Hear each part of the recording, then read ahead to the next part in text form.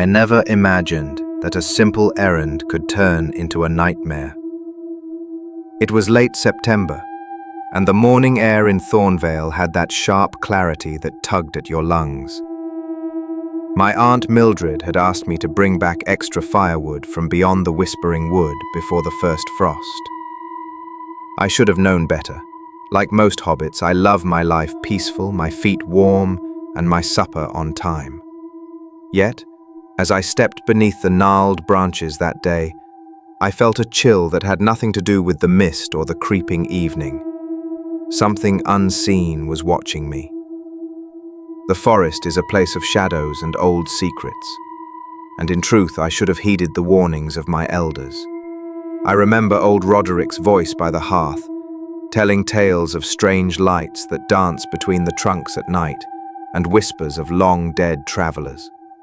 They said the wood sometimes claimed the unwary with enchanting songs or luring lights in the fog.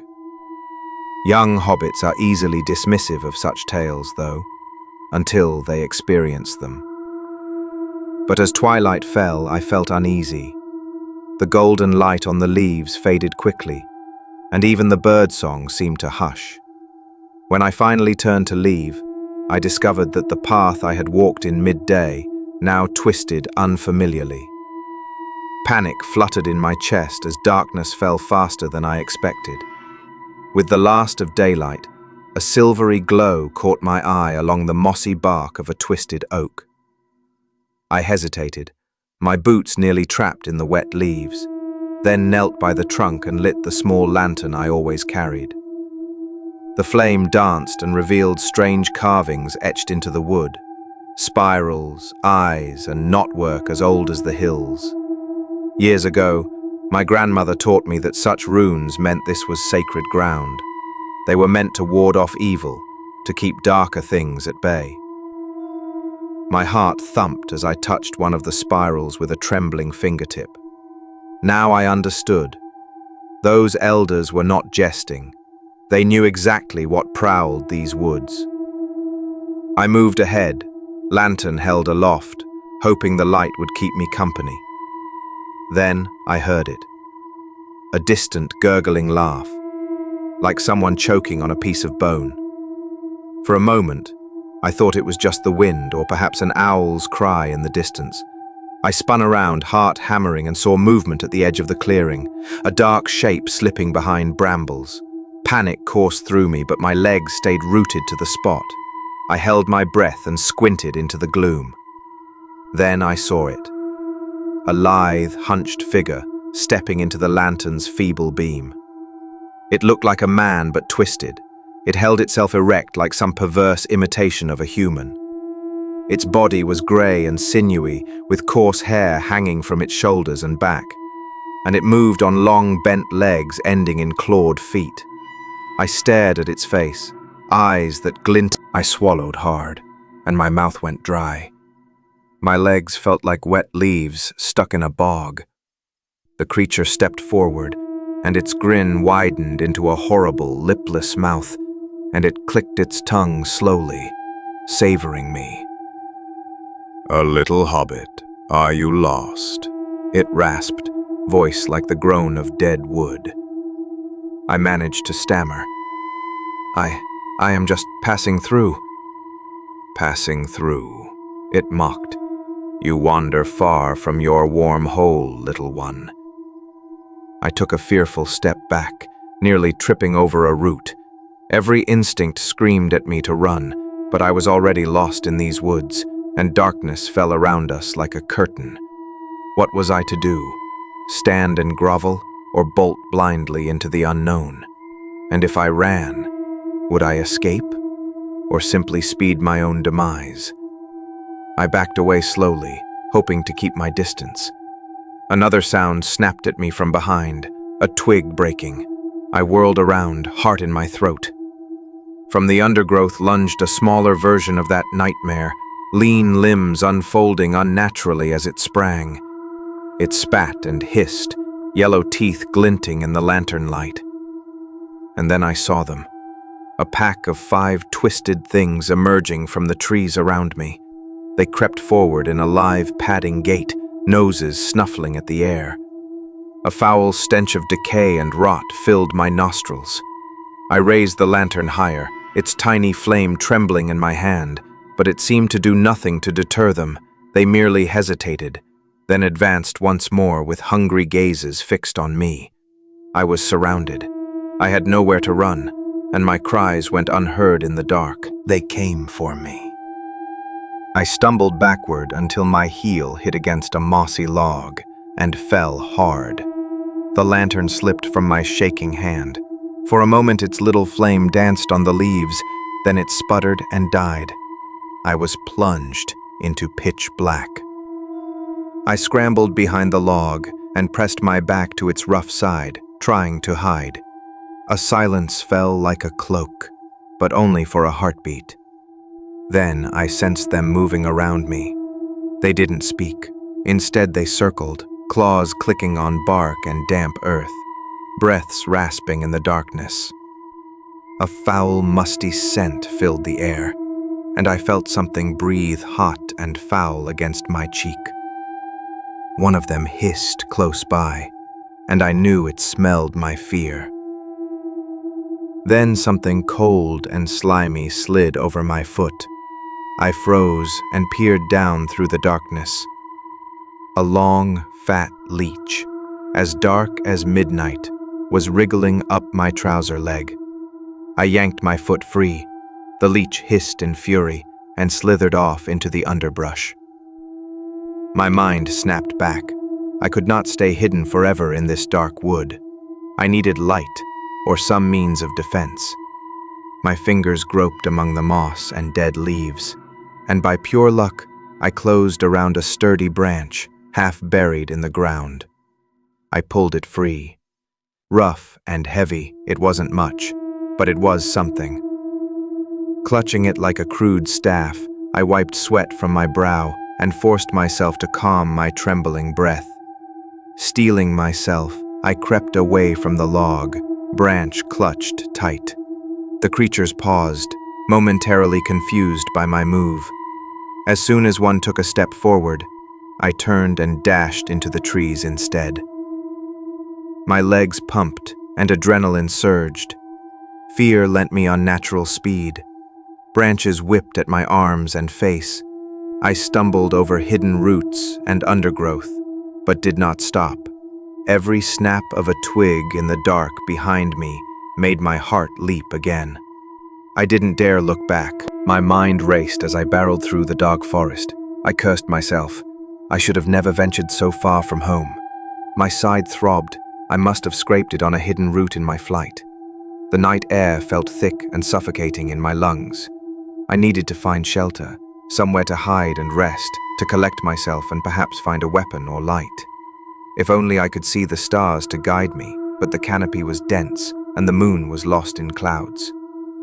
I slowed to a stumbling stop, straining my eyes for any sign of refuge. At last I broke into a small clearing. Moonlight filtered through the clouds, revealing an old stone hut at the far end. I approached cautiously. The hut was ruined, with walls of mossy grey stone and a roof half collapsed. Something in its darkness promised warmth, or at least shelter. As I drew near, I noticed the door hung on one hinge, creaking slightly in the breeze. From inside came faint scuttling sounds, small rustles that could have been rats, or something larger. My heart hammered in both fear and relief. Any refuge was welcome, even one haunted by creatures. Against all reason, I crept forward and slipped inside the hut. The air was stale and cold, thick with dust and the scent of decay. In the dim moonlight through the crumbled roof, I made out the remains of a rough wooden table and a sagging chair covered in rotten fabric. Walls were smudged with moss and mildew. The hearth lay cold and empty, save for a few charred embers among grey ash. In one corner sat an overturned trunk, and opposite it, a narrow cot half buried under debris. I kicked aside a pile of leaves and old parchment. Something squeaked above me, likely a rat in the loft. The door creaked on its hinges. A breeze stirred the sleeve of my tunic. My eyes adjusted and I spotted the desk. On it lay a dusty wooden box and an old journal beside it. I grabbed the journal and flipped it open. Its pages were yellowed and the ink faded. I stared at the spidery script, trying to make sense of the first entries. At the top, I could just discern one chilling line. "I should never have come to these woods," it read. My breath caught in my throat. Just below, the writing got frantic and nearly illegible. I squinted, reading, "Beware the wraith in the wood. It moves like a whisper in the trees. It seeks blood. The Gloomsinger stirs. We are the prey. We are the meat." My heart pounded as I read and reread the lines. Even without fully understanding all of Cale's words, the warning was clear. Something malevolent lurked here. I skimmed more, desperate scribbles about ancient songs and a creature called the Gloomsinger.